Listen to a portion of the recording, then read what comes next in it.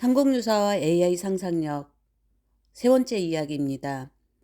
혼문, 두려움을 건너는 이야기. 우리는 신화를 오래된 이야기라고 생각합니다. 하지만 삼국유사는 지금도 우리에게 말을 겁니다. 이 글은 K-팝 데몬 헌터스의 혼문이라는 상징에 주목합니다. 혼문은 죽음의 문이 아니라 두려움을 견디기 위해 사람들이 세운 마음의 문이었습니다. AI와 알고리즘 시대, 우리는 다시 묻게 됩니다.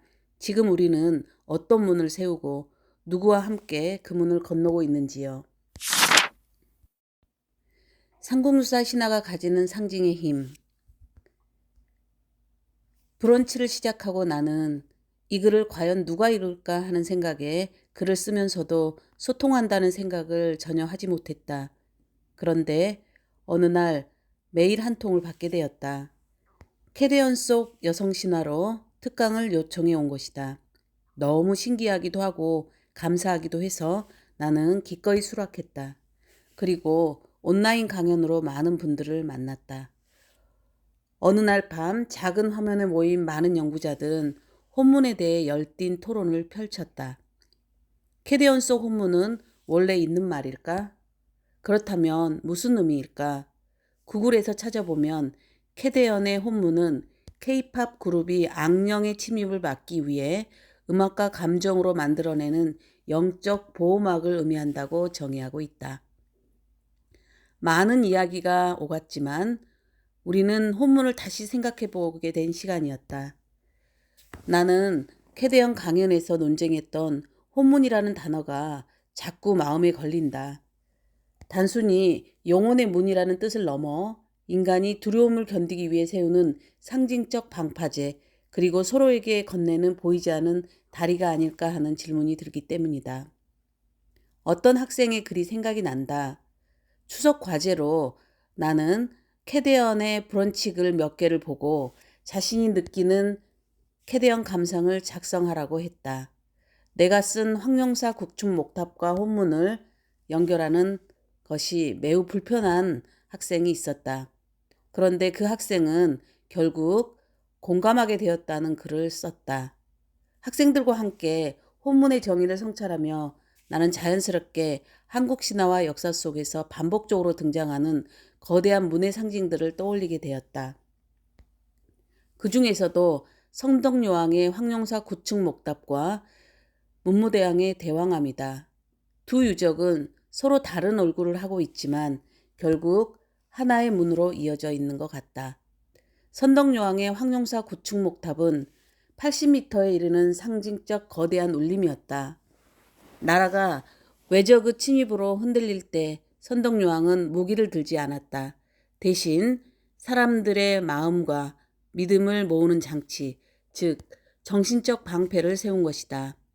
삼국유사에 따르면 탑이 완성되면 사방의 적이 물러간다는 신탁이 이어졌고, 실제로 그 탑은 경주 어디에서든 보이는 거대한 기준점이 되었다. 나는 이 탑을 볼 때마다 혼이 흔들리는 시대에 사람들이 의지할 수 있는 상징의 문이 얼마나 강력한 힘을 가졌는지 느끼곤 했다. 탑은 단순한 건축물이 아니라 백성들의 불안과 희망을 끌어안으며 나라의 기운을 하나로 묶어 세운 거대한 혼문이었다.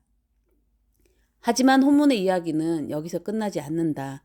황룡사 목탑이 하늘을 향한 혼문이었다면 문무대왕의 대왕암은 반대로 바다를 향한 문이라고 할 수 있다. 문무대왕은 죽어서도 나라를 지키고 싶다며 동해의 바위섬에 묻히기를 원했다. 파도가 부서지는 대왕암을 바라보고 있노라면 나는 그의 무덤이 단순한 장례 공간이 아니라 밖에서 밀려오는 위협을 막아내는 또 다른 하나의 방패, 즉 바다를 향해 열린 혼문처럼 느껴졌다. 황룡사의 목탑이 땅 위에 세운 수직적 혼문이었다면 대왕암은 바다에 세운 수평적 혼문인 것이다. 하나는 백성의 마음을 위로하는 수직적 상징이고 다른 하나는 나라의 경계를 지키는 수평적 상징이었다. 이 두 문은 서로 떨어져 있지만 나는 이들이 결국 하나의 연속성을 지닌다고 생각한다. 선덕여왕이 하늘과 땅의 질서를 바로잡고자 세운 혼문이 황룡사 목탑이라면 문무대왕은 바다의 질서를 바로잡기 위해 자신의 몸을 바다에 바쳤다. 탑의 꼭대기와 대왕암을 때리는 파도는 서로 다른 언어를 사용하지만 모두 혼란한 시대에 무엇을 붙들어야 할까라는 질문에 두 군주가 대답을 한 것이다. 그렇다면 캐대언 속 루미가 세운 혼문은 어디쯤 놓여 있을까? 루미의 혼문은 방어의 울타리가 아니었다.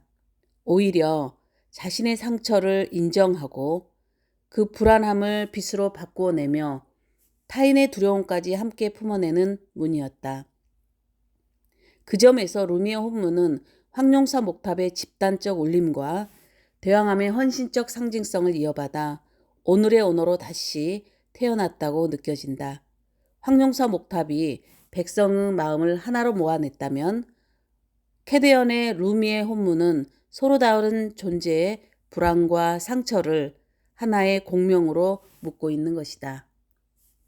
무무대왕이 스스로의 육신을 바다에 던져 나라를 지켰다면 캐대언의 루미는 자신 안의 어둠을 온전히 받아들임으로써 공동체를 다시 지켜낸다.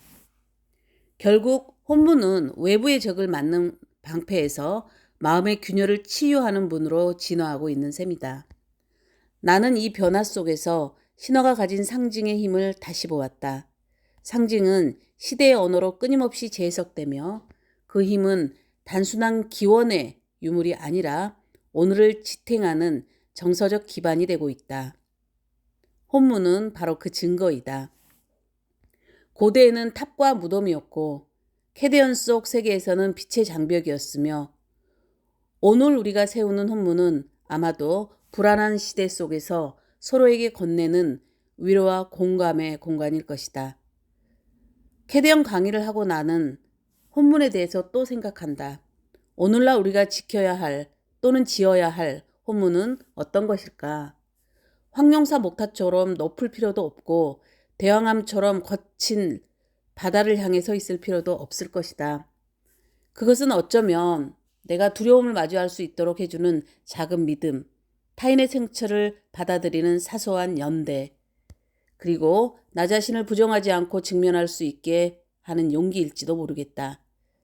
시대가 변해도 여전히 혼문은 계속 세워질 것이고 또 세워져야 할 것이다. 신화가 가진 상징의 힘은 그렇게 우리 안에서 시대의 욕망에 따라 다시 깨어나기 때문이다. 그렇습니다. 혼문은 닫힌 문이 아니었습니다. 그것은 두려움을 막기 위한 문이 아니라 두려움을 함께 건너기 위한 문이었습니다. 상공유사 속 사람들은 칼보다 이야기를 믿었고 힘보다 상징을 세웠습니다. AI가 세계를 계산하는 시대에도 우리는 여전히 어떤 이야기를 믿으며 미래로 나아갈지 선택합니다.